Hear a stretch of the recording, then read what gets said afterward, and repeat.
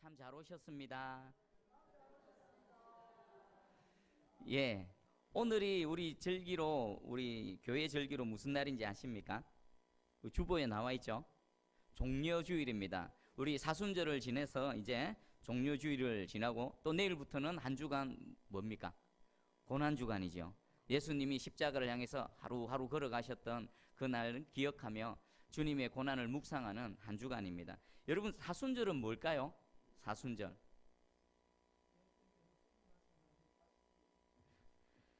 우리 이 사순절은 우리 성도들이 그 주님을 좀 더 그 기간 동안 묵상하며 주님이 왜 이 땅에 오셨고 또 나를 위해 어떤 일들을 이루셨고 또 그 종료주일을 지나서 또 고난주간을 가실 때 또 주님이 당하셨던 고난을 묵상하며 그 주님의 은혜를 받기 위해 준비하는 기간입니다. 이 사순절 동안에는 주로 이런 일들이 이제 우리가 합니다. 첫 번째는 평소와는 다르게 좀 더 성경을 가까이 하는 겁니다. 시간을 정해놓고 성경을 읽고 또 평소와는 다르게 또 시간을 따로 떼어서 하나님께 더 기도하며 나아가는 그런, 그리고 또 가능하면 금식도 하고 그동안에 누리던 오락도 좀 절제하고 드라마도 좀 끊고 어디 산으로 들러 가던 것들 좀 끊고 맛있는 거 먹으러 찾아다니는 거 좀 끊고 좀 주님을 생각하며 그걸 준비를 하는 시간이 우리 이 사순절 기간입니다. 여러분들 사순절 기간 동안 어떻게 지내셨습니까? 그냥 똑같이 지내셨습니까? 먹고 싶은 거 먹고 가고 싶은 거 가고 보고 싶은 거 보고. 자, 올해는 지나가도 내년에는 좀 이 사순절 기간 동안은 주님의 고난을 묵상하며 또 주님의 고난에 참여하는 이 준비 기간이 되어지기를 간절히 소망합니다. 그리고 오늘 종려주일입니다. 왜 종려주일이라고 붙였을까요? 우리가 읽었던 본문은 예수님께서 드디어 왕으로서 예루살렘에 입성하는 그 장면입니다.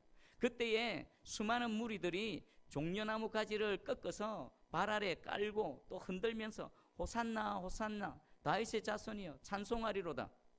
그것을 보고 종려주일이라는 겁니다. 종려주일. 그러니까 주님께서 왕으로 예루살렘에 입성하실 때 그것을 환호하고 기뻐하는 그 주일이 바로 종려주일이라는 것입니다. 그런데 이 종려주일이 우리들에게는 기쁜 날이지만 정작 그 예수님을 보내신 우리 하나님 아버지 그리고 그 예루살렘에 들어오신 예수님에게는 어떤 날일까요? 이제 고난의 시작의 날이 되어지는 겁니다. 많은 무리들은 호산나 호산나 하면서 찬송하고 막 가지를 흔들고 또 자기 겉옷을 벗어서 막 길바닥에 깔고 이랬지만 정작 주님에게 있어서는 중국으로 향하는 십자가 골고다 언덕으로 향하는 그 첫 발걸음이었더라는 것입니다. 오늘 본문 말씀을 통해서 이 종려주일에 우리가 어떤 또 하나님의 은혜를 깨달아야 되는지, 오늘 저와 여러분들은 왜 이곳에 와 있는지, 그리고 앞으로 어떤 모습으로 살아가야 되는지 다시 한번 또 결단하는 이 시간 되기를 간절히 소망합니다. 우리 마태복음 21장부터 27장까지는요 무려 이 많은 부분이 예수님께서 예루살렘에 입성하시고 난 이후에 일주일 동안의 기간을 이렇게 많은 장을 할애해서 기록해 놓았습니다. 그리고 특별히 21장 1절에서 11절은 그 고난주간의 첫째 주일, 첫 일요일에 있었던 일을 기록합니다. 지금 주님은 만왕의 왕으로서 지금 예루살렘에 입성하셨습니다. 그리고 구속의 왕으로서 예루살렘에 입성하셨습니다.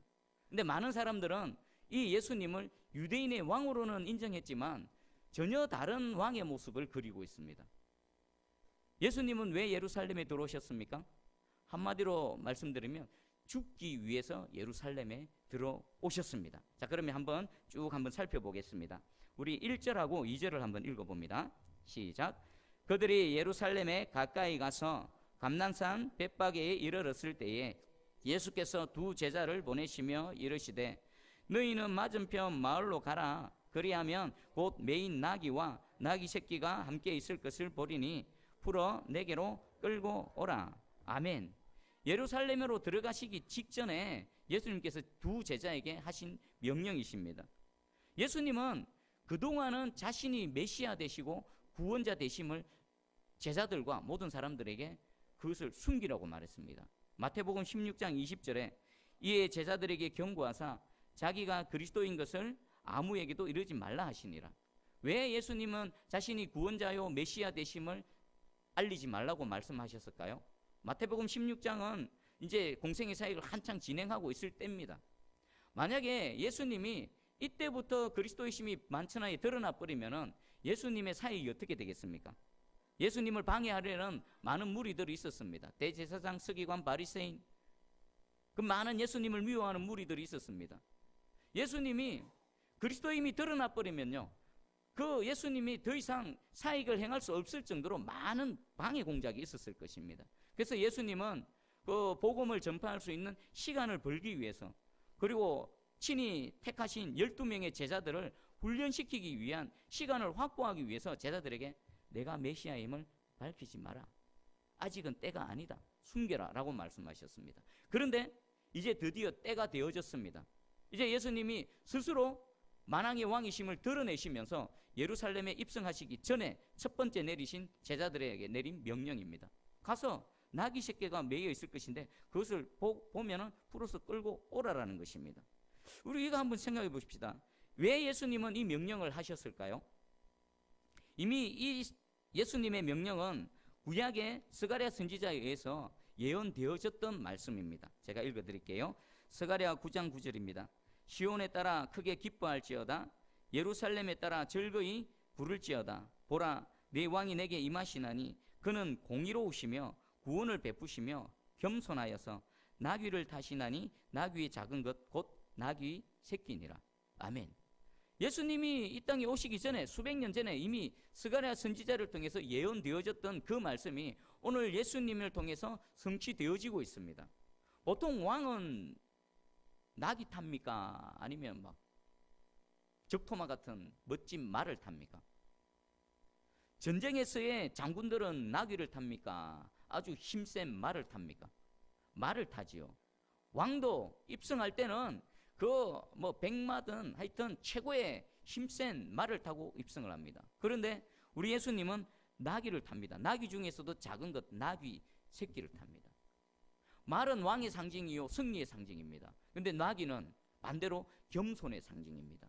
평화의 상징입니다. 예수님은 이 스가랴 선지자의 이 예언의 말씀을 성취시키심과 동시에 자신이 어떤 존재로 왕으로 들어가는지를 분명히 보여주시는 겁니다. 전쟁에서 승리하고 이 땅의 세상의 군왕들처럼 막 다스리고 통치하기 위한 왕으로 오신 것이 아니라 이 땅에 평화를 주기 위한 겸손의 왕으로 오심을 이 낙이 타는 모습을 통해서 나타내 보여주고 있는 것입니다. 우리 예수님은 만물의 주인이십니다. 만왕의 왕이십니다. 그런데 세상의 왕과는 성질이 완전히 다르십니다. 하나님과 불화 가운데 있는 이 세상과 화목케 하시기 위해 하나님의 원수 자리에 있는 인간들과 하나님과 화목시키시기 위해 화목제물로 오셨고, 그 모든 불화를 종식시키기 위해서 겸손의 왕으로 또 평화의 왕으로 오신 우리 주님이십니다. 자, 그러면 이 사건을 통해 우리 한번 생각해 보겠습니다. 우리 3절을 한번 읽어보겠습니다. 3절 시작. 만일 누가 무슨 말을 하거든 주가 쓰시겠다 하라. 그리하면 즉시 보내리라 하시니. 아멘. 이 예수님의 명령을 받은 제자들의 입장을 한번 생각해 보십시오. 여러분들이 제자라면은 어떻겠습니까? 조금이 아니고 많이 당황스럽겠죠. 예루살렘에 들어가려고 하는데 갑자기 2명을 불러서 어디에 가면은 나귀 새끼가 묶여져 있을 것이다, 그것을 풀어서 가져오라. 여러분 어떻게 했습니까? 저라면은 엄청 당황스러울 것 같습니다. 그곳에 가면은 있을지 없을지도 모를 뿐만 아니라 설령 있다 하더라도 그 나귀에는 분명히 주인이 있을 것인데 어떻게 그것을 우리 마음대로 가져온단 말인가? 자, 그런데 예수님은 명령을 하십니다. 자, 이것을 통해서 우리가 알 수 있는 게 뭡니까? 우리 주님이 만물의 주인이심을 분명히 스스로 밝히시는 겁니다.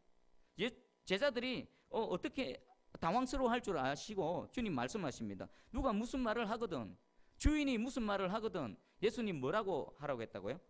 주가 쓰시겠다고 하라. 주님이 쓰시겠다고 하라. 세상의 주인, 온 만물의 주인이 쓰시겠다고 하라. 그래야 하면 어떻게 된다고요? 내어주겠다라는 것입니다. 예수님은 진정 모든 만물의 주인이십니다. 왜 그렇습니까? 존재하는 모든 것들은 무엇에 의해 생겨난 겁니까? 말씀에 의해서 생겨났죠. 말씀 자체이신 예수님이십니다. 그러면 지금 눈에 보이는 거, 저의 존재, 여러분들의 존재들도 다 누구에 의해서 생겨났다고요? 말씀이신 예수 그리스도에 의해서 창조되어졌고 존재하는 겁니다. 예수 그리스도에 의해서, 예수 그리스도로부터, 그리고 모든 만물이 어디로 돌아갑니까? 예수 그리스도께로 돌아간다는 것입니다. 모든 것들은 예수 그리스도께로부터 시작되어지는 겁니다. 모든 것들은 또 예수 그리스도의 것입니다.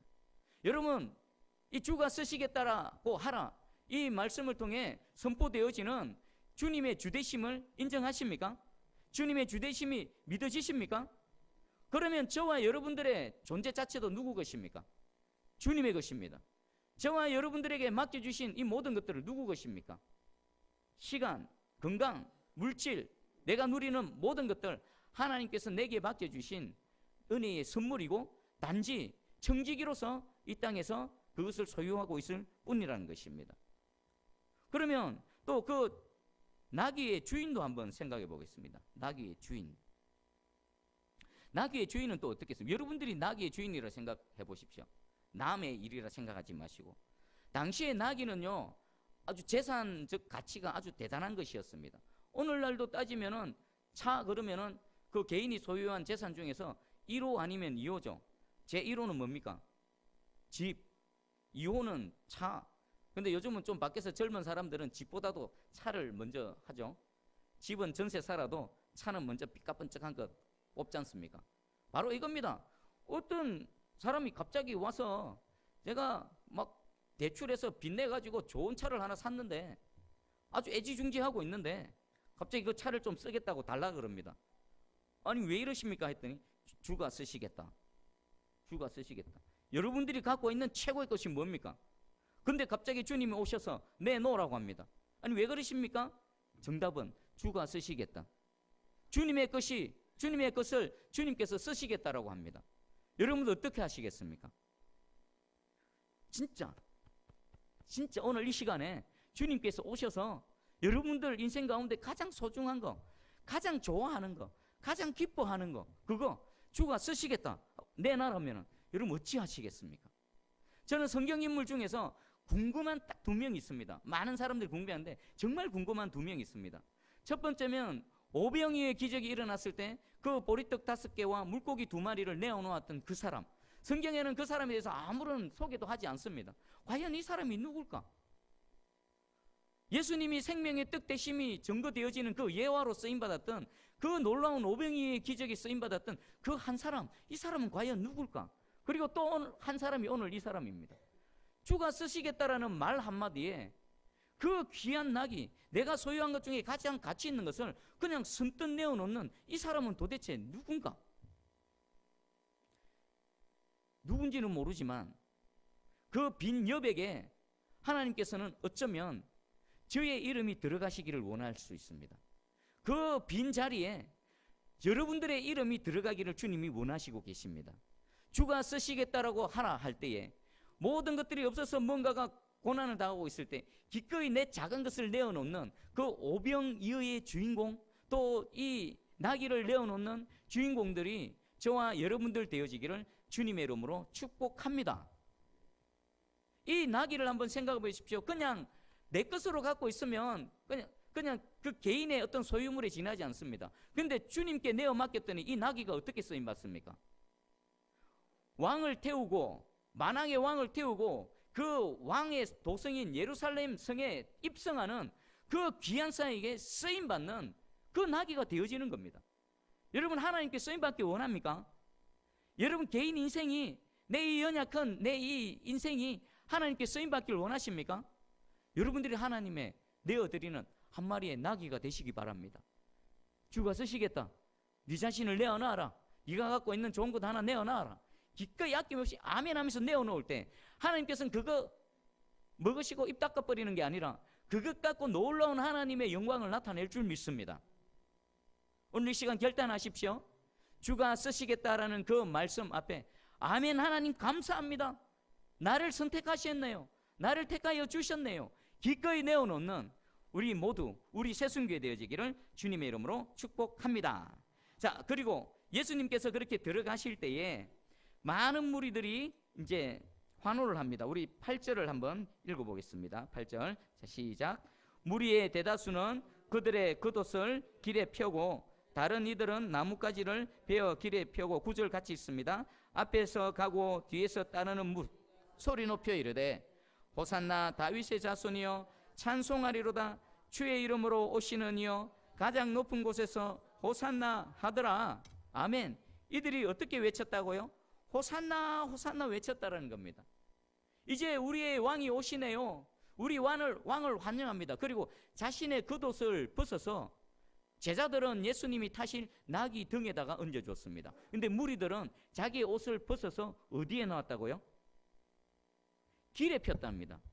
예수님이 지나가시는 그 길 앞에 여러분들의 옷을 벗어서 그 길에 폈답니다. 예수님 지나가시라고.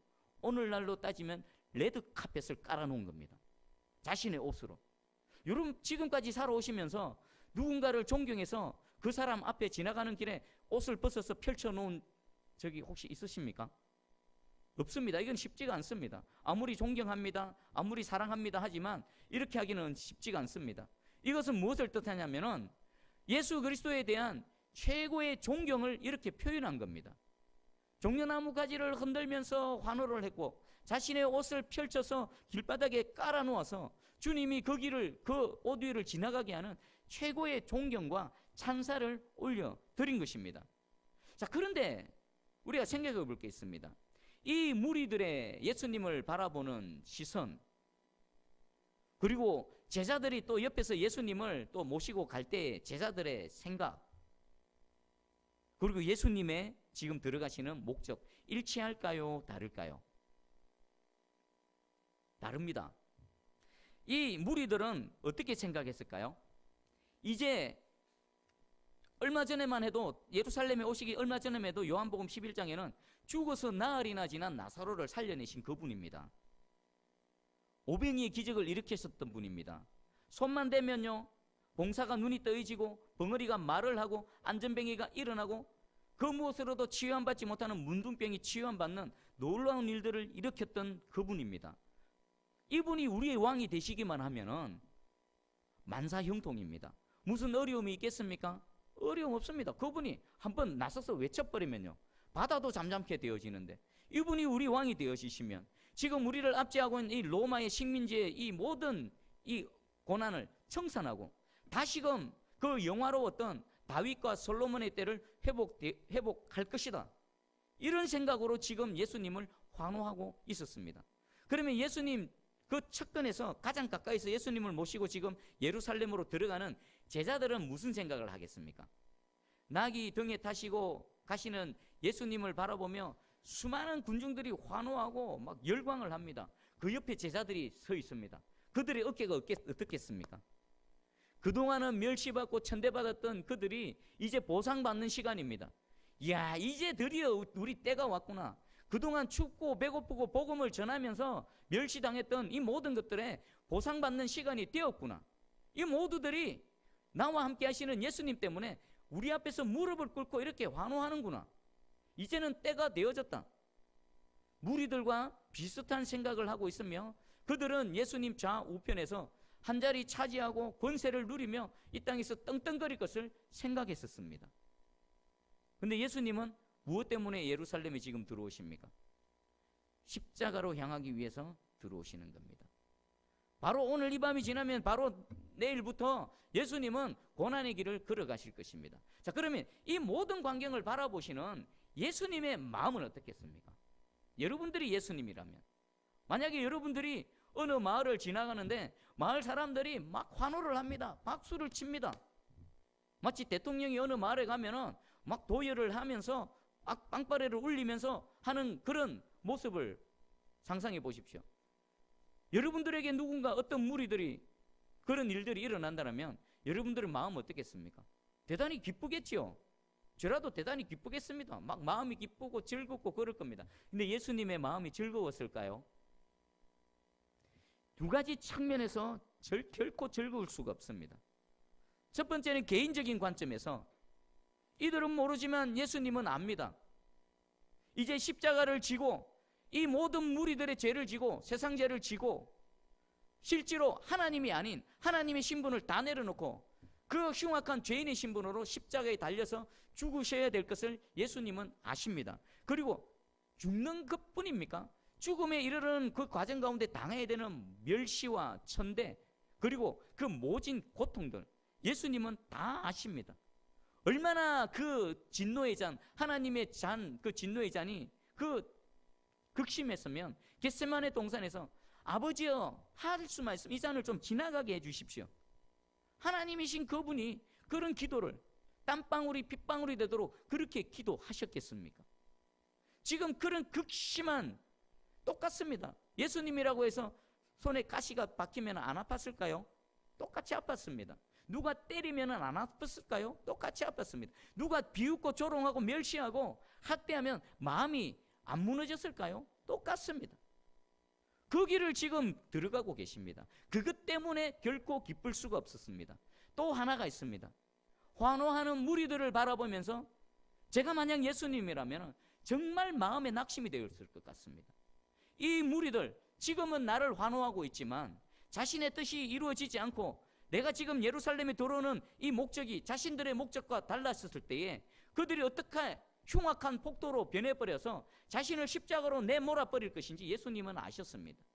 가룟 유다가 예수님을 배반하고 팔 줄 아셨습니다. 베드로가 그 밤에 예수님을 3번이나 부인하고 예수님의 제자들이 다 도망가 버릴 줄 예수님은 아셨습니다. 그럼에도 불구하고 이 한 번 뻥끗하지 않고 묵묵하게 걸어가고 계십니다. 이 제자들 3년 6개월 동안이나 그렇게 하나님의 나라에 대해서 가르치고 또 예수님은 수없이 말씀했습니다. 내가 이 대제사장 서기관들 손에 잡혀서 죽임당하고 사흘 말에 다시 내가 부활할 것이다. 근데 이들은 지금 제자들은 알았습니까? 몰랐습니까? 제자들 역시 몰랐습니다. 똑같이 무리들과 같은 심정으로 예수님 좌우편에서 예수님과 함께 예루살렘에 들어오고 있습니다. 예수님은 그 광경을 보실 때 얼마나 마음이 착잡하고 얼마나 서글프셨겠습니까? 그리고 십자가에 달리셨을 때는 또 어떻습니까? 온 세상에 자신의 피조물들이 자신을 향해 손가락질하고 비웃고 조롱하고 있습니다. 예수님 편에 서 있는 사람은 단 한 사람도 없었습니다.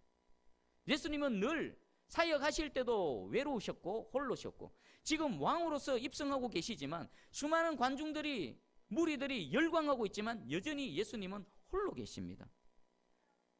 자, 그러면 오늘날 한번 봐보십시다. 오늘 종료주일로서 예수님의 그 왕으로서의 입성을 말씀을 통해 우리가 지금 보고 배우고 있습니다. 오늘 이 시간에 예수님은 혹시 홀로 계시지 않으십니까? 역시나 외로이 우리를 바라보면서 씁쓸한 마음으로 그렇게 우리를 바라보고 계시지 않으십니까? 여러분들은 오늘 이 자리에 왜 오셨습니까? 여러분 주일 왜 이 자리에 나와서 하나님께 예배 드리십니까? 많은 기독교인들이 있습니다. 많은 종교인들이 있습니다. 그런데 진짜 그리스도인들, 진짜 신앙인들은 저와 여러분들이 생각하는 것보다도 훨씬 적을 수가 있습니다. 아마 그럴 겁니다. 여러분 오늘 이 시간 나는 왜 이 자리에 와 있는가? 내가 예배 드리는 목적이 무언가? 내가 예수 그리스도를 섬기는 목적이 무언가? 한번 여러분의 동기를 살펴보시기 바랍니다. 제자들 지금 이 순간만큼이라도 이 순간 그들은 예수님이 아니라 자신을 위해서 예수님 곁에 머물렀습니다. 지금 호산나 하손나 찬송하는 이 무리들 예수님 자체를 높여드리는 것이 아니라 예수님으로 인해서 받아야 될 어떤 유익들, 어떤 자신들이 또 성취되어야 될 개인적인 목적들, 이런 것 때문에 예수님을 높여드리고 지금 찬송하고 있습니다. 근데 곧바로 어떤 일이 일어납니까? 예수님이 자신이 생각하는 메시아가 아님이 판명났을 때 힘없이 어린 양같이, 도살당하는 어린 양같이 아무런 힘없이 잡히시고 끌려가실 때에 그들은 어떻게 변했습니까? 예수님을 십자가에 못 박아라, 십자가에 못 박아라는 그런 흉악한 폭도로 변해버렸습니다. 그리고 제자들 역시나 이게 아닌가벼? 이 산이 아닌가벼 하면서 예수님을 두고 다 도망쳐버렸습니다.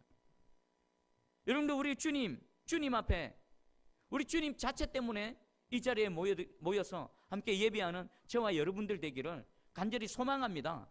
십자가에 달리신 예수 그리스도를 정면으로 여러분 만나셔야 됩니다. 그분이 왜 이 땅에 오셔야만 했는지, 그분이 왜 십자가의 길을 걸어가셔야만 했는지 자신을 위해서입니까? 아닙니다. 저와 여러분들을 위해서입니다. 저와 여러분들의 영혼 구원을 위해서입니다. 이 땅에서 돈 잘 벌고 사업이 성공되어지고 여러분 자녀다가 좋은 학교 가고 좋은 직장 얻는 거, 그것 때문에 예수님이 지금 이 길을 걸어가신 게 아닙니다. 예수님은 죄로 인해서 죽어져야겠다. 아담 안에서 그 영원한 멸망 가운데 있는 저와 여러분들을 죄 사해 주시고 죄로부터 건져 주시고 새 생명을 주시고 영생을 소유케 하셔서 저 천국으로 인도하시기 위해서 예수님 오셨고 이 모든 일들을 진행하고 계시는 것입니다. 그리고 우리는 이 은혜로 주님의 것으로서 살아드려야 되는 겁니다.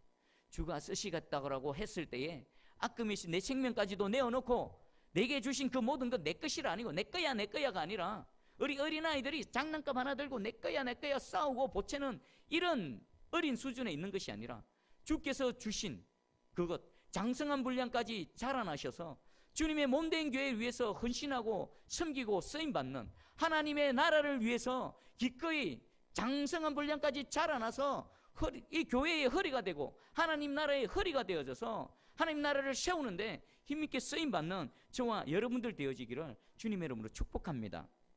그리고 이제 내일부터 우리 고난주간 특별 새벽 기도회가 진행되어집니다. 사실 까놓고 얘기해서 여러분들이 새벽에 나와서 조금 뭐 해본들 그게 주님을 위해서 뭐가 되겠습니까? 여러분들이 24시간 무릎 꿇고 기도해 보십시오. 그게 하나님을 향해서 뭐가 도움이 되겠습니까? 여러분 가진 재물 통장에 딸딸 끌어가지고 하나님 앞에 내어놓어 본들 그게 뭐 하나님께 도움 되겠습니까? 하나님은 스스로 완전한 분이시고 하나님은 창조주 하나님이십니다. 다만 우리 그것을 통해 무엇을 나타내 보입니까? 내 마음을 드리는 겁니다.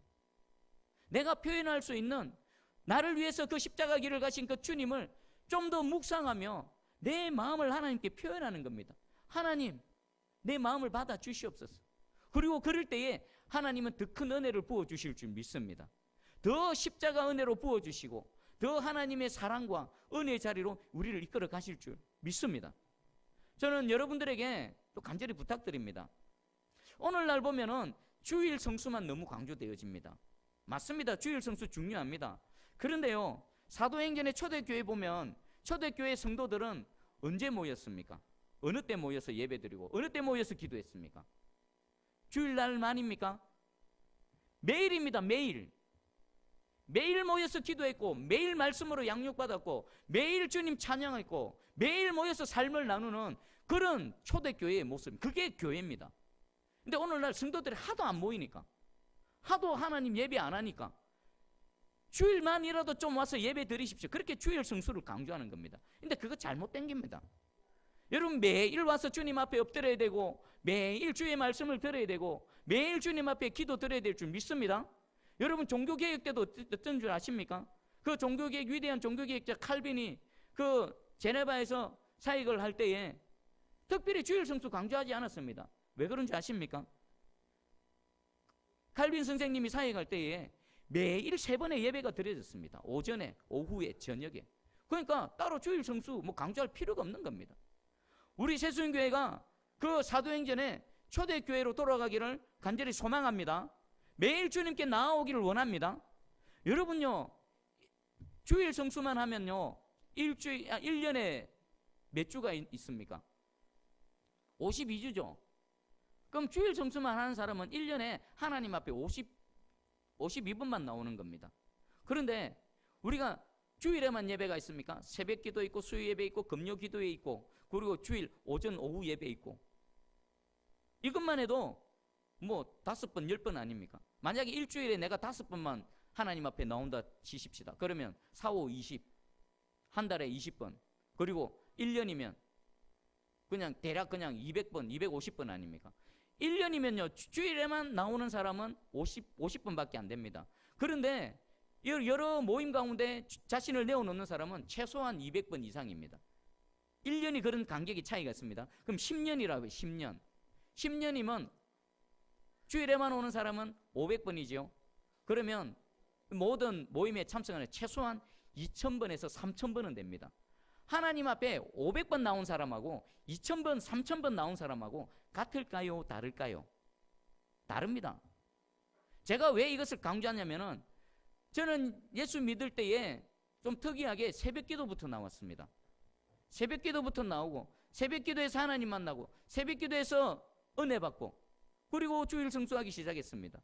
그리고 수요예배 참석하기 위해서 수없이 배도 굶고 저녁도 안 먹고 그렇게 수요예배 참석했고 금요기도에 참석하기 위해서 수도 없이 밥도 안 먹고 참석했고 제가 우리 함께 그 금요기도에 찬양했던 어떤 자매가 카스에 글을 남겼는데 제가 생각하지 못한 부분을 기억하고 있더라고요. 제가 토요일 날 결혼했는데 금요일 날 그날 그 전날 금요일 금요 기도에 찬양 인도까지 하고 그 다음날 결혼식을 했더라고요. 근데 저는 그거 뭐 대수롭지 않게 얘기했는데 함께 찬양했던 그 자매는 그것이 깊이 인식이 되어 있었던가 봅니다. 여러분 어떻습니까? 내일 결혼하는 사람들 보통 어떻습니까? 하나님의 사역 뭐 대수롭지 않게 그게 무엇이라고? 내가 중요하지.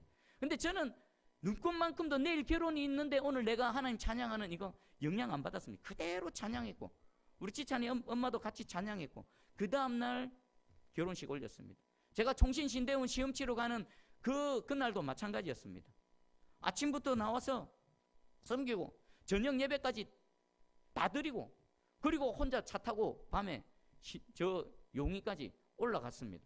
근데 한 번도 내일 시험이 있는데 내 스케줄 때문에 하나님 섬기는 거 어떻게 흔들린 적이 한 번도 없었습니다. 여러분들은 어떻습니까? 여러분들이 진짜 예수 그리스도가 여러분들의 주인이십니까? 그러면 교회 스케줄에 여러분 인생, 여러분들의 삶이 맞춰져야 되는 겁니다.